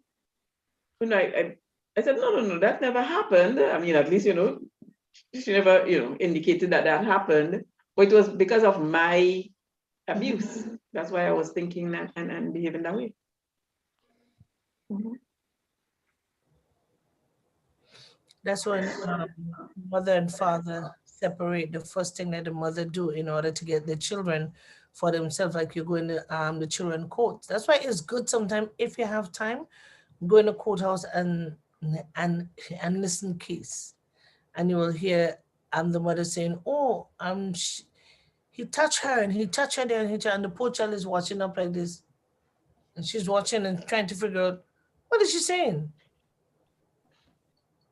But the child can't say anything because I remember that the child is small, so the child just going from face to face, face to face. She look up, she look down because she wants to know why the mother is saying that, but she don't know that the mother is protecting her.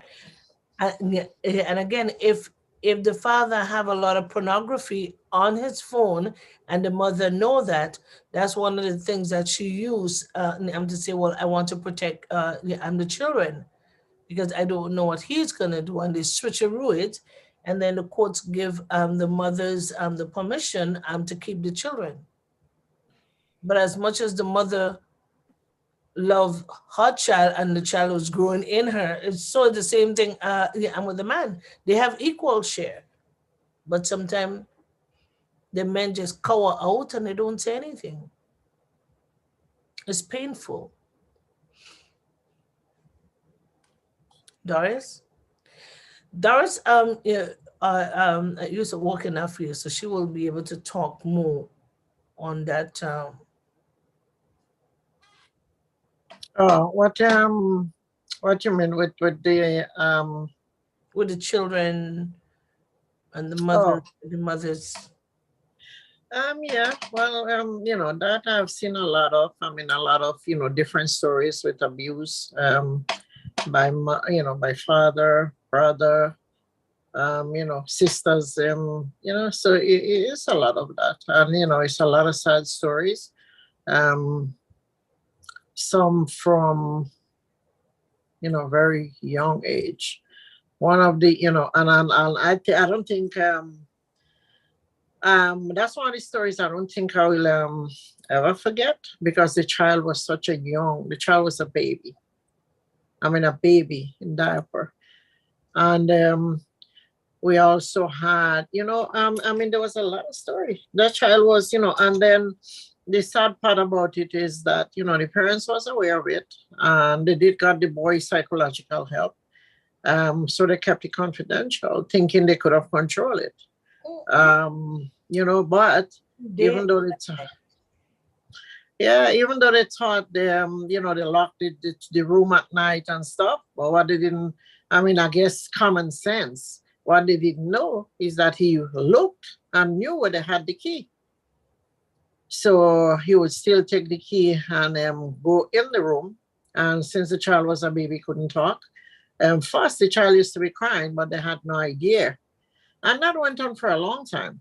When they did find out, they got him help. But when the child got to the age where the child was sensed, they realized it was still happening. When the child started showing fear, and then the child ran away one day and ran into the woods when she saw him. So this is how they realized. But my thing, there should be a law, because when that's happening, that parents need to find a way to remove that child or have him committed some way to get help. That's a predator. And he said that he was attracted to her the first time he saw her in a bathing suit as a baby when she was really little. And, that's what he said. And, you ask yourself, now that is a real sexual predator at that age, young boy. But he didn't get arrested until he was like about 15. When they find out, that's when he got arrested. So all this time, so now that child was at the age where she remembered, because she started showing fear and she ran away from him. And that's how they realized something was going on. But imagine the stress and that thing that child go through. Had they taken care of it when that child was an infant, that child never would have remembered that. But Never know, because must see if a child is in a diaper, you as a mother, once you take the diaper out, you must see that something wrong. There's no way you could miss it. because he wasn't doing that. No, he was just using his hands, his fingers. That's when the child would cry.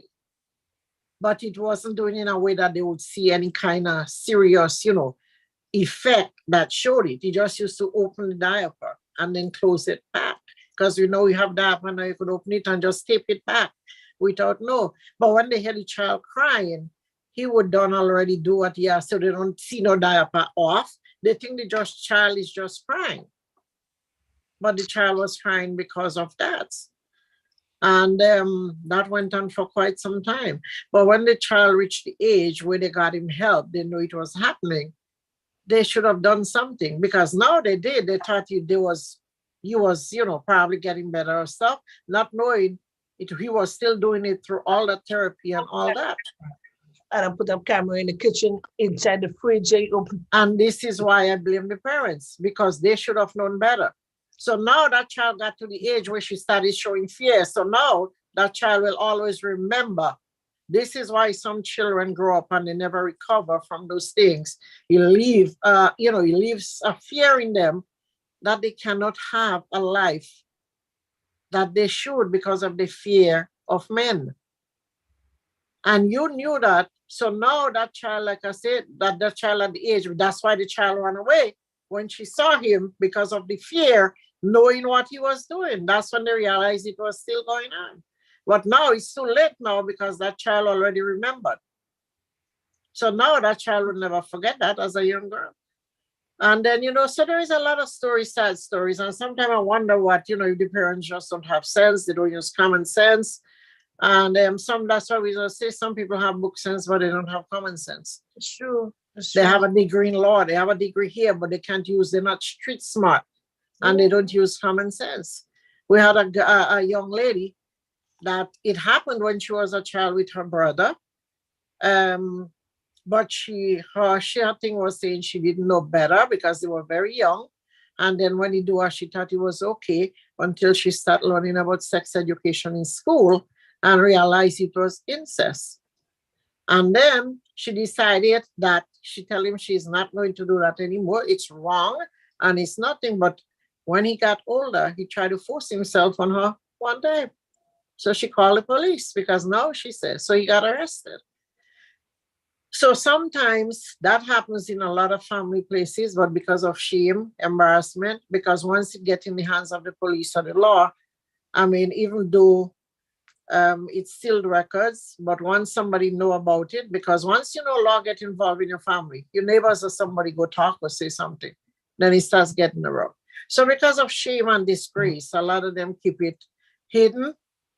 No, I won't keep that. I'm hidden. But some parents do text because of shame. They worry about themselves. They don't worry about the children's well-being and the safety of the children. They worry about themselves. And you're supposed to protect, as a parent, you protect your child at any cost. And I'm going to give you an example of a mother's love. When we had that shooting at the nightclub here in Orlando, where 50-something people were shot dead. And the biggest story that touched my heart and made me cry was the mother. When the guy was about to shoot her son, she stepped in front of her son and took the bullet for her son. So he lived and she died. And he talked about that, and every year they have this celebration. Now that's the love of a mother. She gave her life to protect her son. Mm-hmm. So he did. So she didn't take it in vain. She saved her son. Yeah. So this is why I say a mother with love and compassion for the child, they would give their life for them to protect them from harm and danger, especially as a young child and an infant. But how could you keep something? And something that I'm passionate about certain things. I know mothers have issue, they have fault, but I cannot understand how her mother could sacrifice her child, knowing that the man she is with is sleeping with that child, or being with that child and still sleep with that man and be in a bed with that man. And there are many stories like that. And how could you, for people, it could maybe it's me. I am passionate about those things, because as a mother, I don't know how you could condone your husband sleeping with your daughter, your flesh and blood. I can't understand that. I just can't. I will get you arrested and still watch you and smile with you.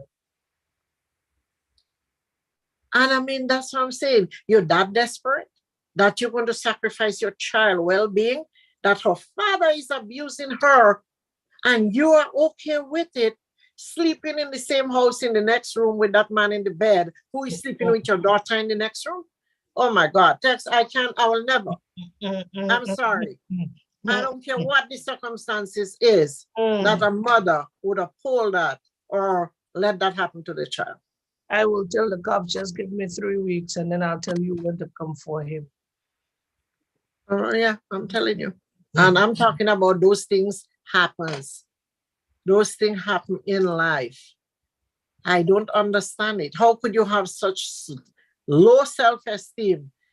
Or if that man loves you so much, that man is a psycho, a sicko to sleep with a child you bring into this world.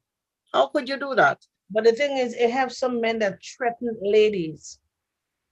If you're not gonna let her be with me, then I'm not gonna pay the rent, I'm not gonna pay the car note, I'm not gonna do that, I'm not gonna pay for your phone, I'm not gonna do that. And because of that, those women and them just cower down. But I have good news for them privately. But then also, some of those women or mothers probably have been through the same thing. They've probably been, some of them. So for them to give their child, it's like, well, it happened to me. So they don't see it as a problem. Because, well, if it happened. Fear of being alone and fear of somebody is threatening you, they wouldn't pay the rent and you don't have nothing and you don't want to go back on the street, you don't want to go back out there with different men. So you just say, you know what? Okay, just go ahead. But you know what, Tex, in those cases, it would be only people who is really not educated, doesn't know of the help out there. You know, because you can tell a neighbor, you can tell a friend, you could ask somebody to go stay with them. There is so much resources out there. So people must not go through that abuse. And back in the days, yes, that probably is. But now, I mean, it's far different now, I believe, because there is so much exposure out there where you can get help on what you can do. Back then, it was a different era. So I think a lot of that happened under those circumstances. But now, I don't think it's that bad. This still happens. It does, but not as much. It happens because I think because listen, I guess some people they love somebody that much that they're willing to sacrifice their own child for it. I mean, I don't know how to make it. You know, something like that. I mean, they say a mother's love and a father's love, but when a father sleeps with his own daughter, where there is the love there? That's a sick person. There is no love there. COVID. That happened in COVID. 2 years ago, that happened when we was all under the lockdown.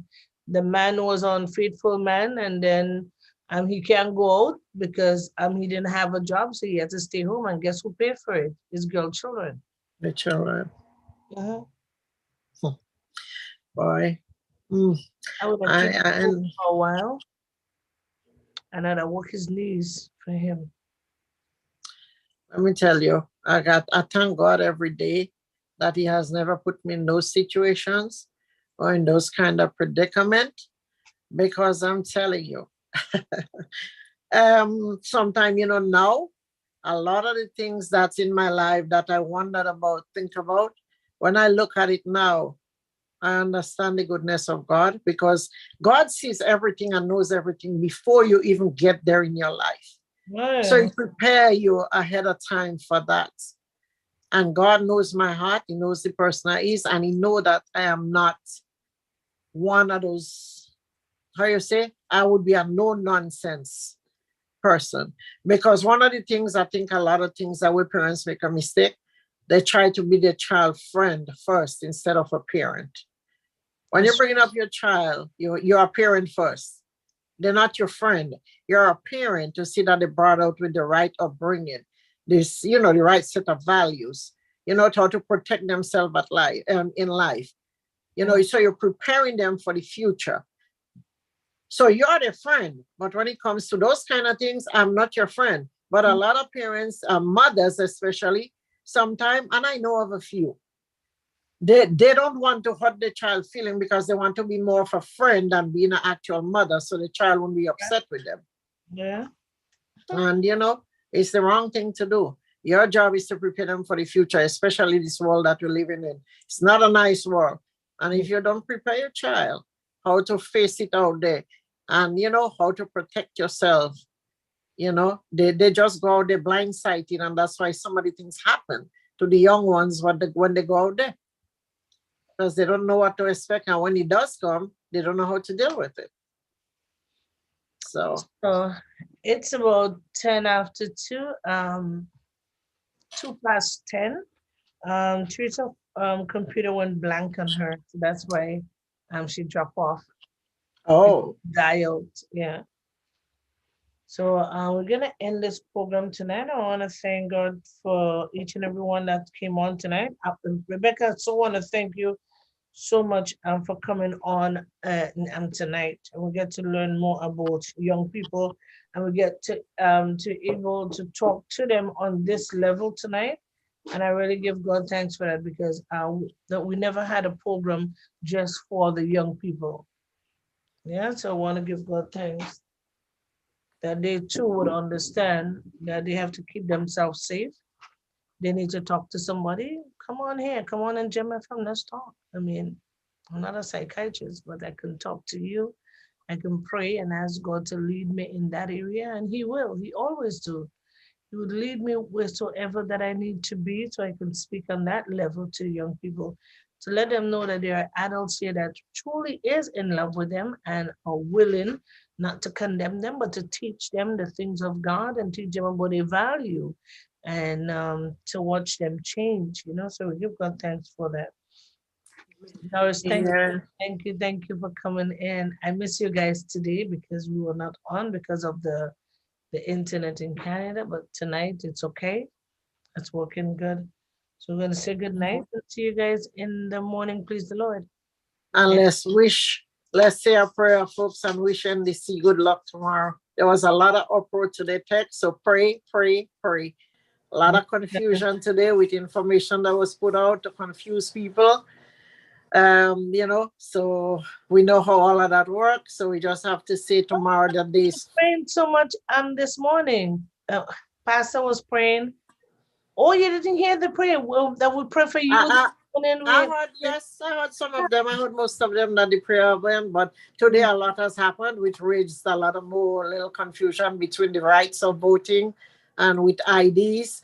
What they put out a few weeks ago, they came this morning and put out something saying something else. So NDC had to do emergency live explaining the policy and the rules of voting, so that the people would know that they can go to the polls tomorrow. So they look at it as another scare tactic to keep people from going. So, and that is the day before. So, Some people don't have the right to vote. Because there was a thing about the ID. If you don't have it, you can vote. Even though if you are registered within the last two voting period, you could vote without it, even though you don't have it.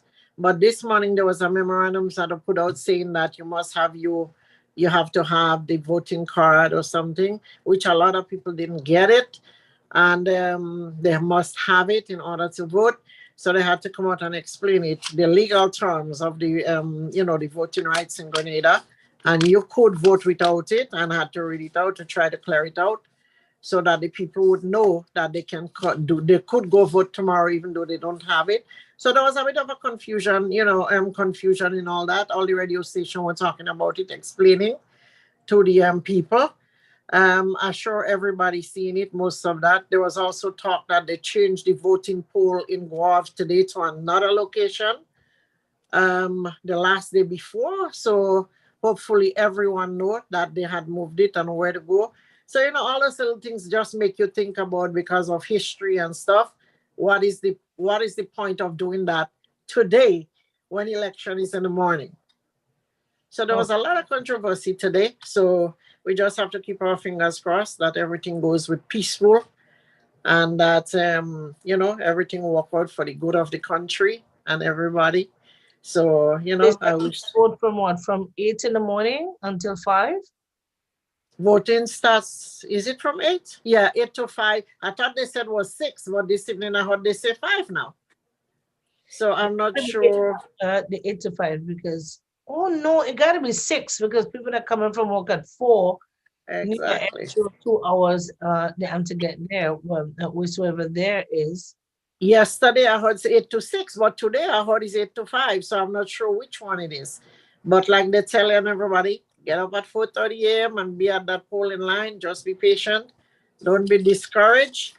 And hopefully the people that are fearful of stuff, they'll go out there, all those that didn't vote, So a go lot of out people and vote going to go to tomorrow. work tomorrow, praise the Lord, because they're going to. Well, according to law, that an employee has to give the employee the time to give go them. vote.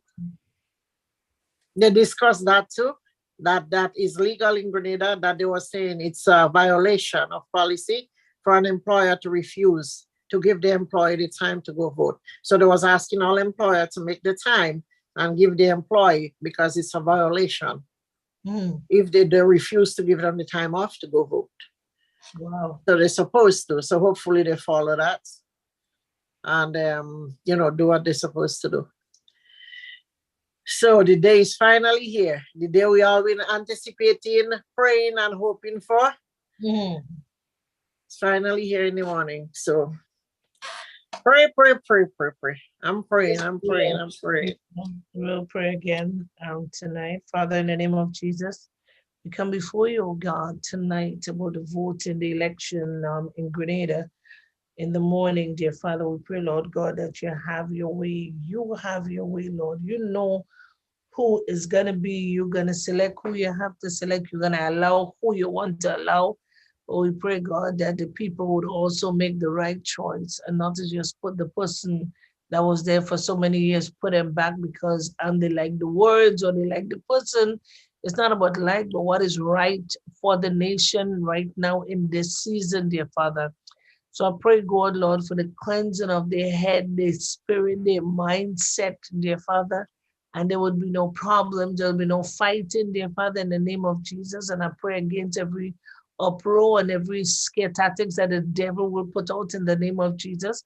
I come against every warring spirit. I come against ignorance and lack of knowledge, dear Father, in the name of Jesus. Lord God, they will cover Grenada, Carriacou, and Petit Martinique, dear Father. And you will touch them indeed to enlarge in their course, dear Father. Not only for them, but for their generation, dear Father. Let them remember the youths of tomorrow, dear God. Let them remember, oh God, it's not so much for the old people, but it's the youths that are coming out from school. They need work. They need to do a lot of things and not be idle on the street, dear God. So, Father, I put everything in your hands. In Jesus' name we pray. Amen. Amen. So, good night, everybody. And, Becky, you coming in the morning, right? Yeah, to give that word. Doris, I know you're going to be busy in the morning and whole day you're going to be busy. The election coverage starts at 3, so you're not going to see me. You're not going to see me tomorrow. I'm too hot about the election and too involved because and if John, okay, wait, where is John covering it? Is he going to do it or he's doing it or he's going to do it on Ride Along website, I gather? No, he's going to do it here on Gemfm. So I think that I think they're gonna send him a link. So all those guys gonna have it, and then those here in Canada would go on to Gemfm link and they'll get it and they'll see right along, and everybody else will have it. But that guy that do the driving thing, well, what's his name? The car thing. The car? Yeah, Oh, just school? yeah. He gonna have that too. Oh, okay, because I know Jay Leslie, John say he, Junior, and Jay Leslie is going to be teaming up to cover it tomorrow. So I don't know, but I know that we're gonna have the morning session here. So I don't know for the 2:30. I'm just gonna keep it clear because of that election, I will Right, not that's have the 2:30 show and the election is going on. You know, just for because our fans here, most of them here is from Grenada. Most of them that watch from England and all those places, they're from back home. So it's just a matter of respect. So I'm gonna cancel off tomorrow, please the Lord, for the 2:30, and let that go on. Yeah, because if it's at 3 and John is covering it along with the other teams, then that means that it's going to be, I guess, busy because he's doing it on the station. So yeah, so no show. And yeah, a lot of people, everybody eyes going to be glued tomorrow on the election. So that's going to be a day because the whole world is watching and everybody's waiting and will be glued to the shows, whoever is covering it. I know tomorrow I will not be able to call my brother. Don't even attempt to call him because his face, his ears, his eyes just be on the TV like this. He wouldn't even hear his phone. I think everybody will be tomorrow. I'm telling you, bright and early. Because they say patriotic. Anyway, we're coming to the election from the smallest child. And they're going to be well dressed tomorrow in all the colors. Oh, yes. So tomorrow, everybody, but they cannot go voting in any colors. No colors? They cannot wear anything representing green or yellow so that they would know which party they're representing. So anybody go to the poll, they ask them not to wear no green, don't wear any color that represents the election. So that way people cannot say, well, that's an NP or that's an NDC. So they have to dress with regular clothes. So they were saying that on the station today, don't dress in any political colors to go to the voting poll. Wow. So if election is tomorrow is what? Tomorrow, Thursday? They're going to be partying Thursday, Friday, Saturday, Sunday. They're going to pull a carnival for how much days? Oh my gosh. It's going to be all a carnival. Oh yeah. Anyway. So is the 2:30 show canceled? We might have to cancel. So that's why you come in the morning. Because if his election is going to be showing here on Gemfm tomorrow, at 3 o'clock. Don't say it starts at 3. That's why I asked you. It's at 3 o'clock they're starting. Because I'll talk to my boss in the morning and she will give me further information about that. What time or if I should cancel, and then I'll call a meeting and let everybody know that we are off. Yeah. So I'll let you know. But I know for in the morning we are. Good night. Yellow in way nutmeg. Yellow in the nutmeg. I don't know what does that mean. Yellow in the nutmeg. Yellow. That means, well, yellow is NDC. So whoever's saying yellow in the nutmeg. Oh, that's John. Oh, John, I'm not seeing what he's saying. Good night. Yellow in the nutmeg.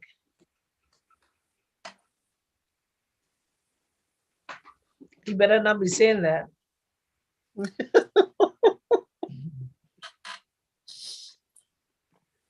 Trying to figure out what he mean by yellow in the nutmeg. You better not be saying that because he will get deported. Mother text. You will be deported from Canada, and then you will go down there and work with it. I don't know what John did, why we can't see the comments on the regular page. Texting it, but I can't see any of it except Teresa. And I was seeing Veronica. John said we vote yellow. Not a chance. Oh, now I see him. Okay. I was on the wrong place. It's yellow in the nutmeg. Yeah.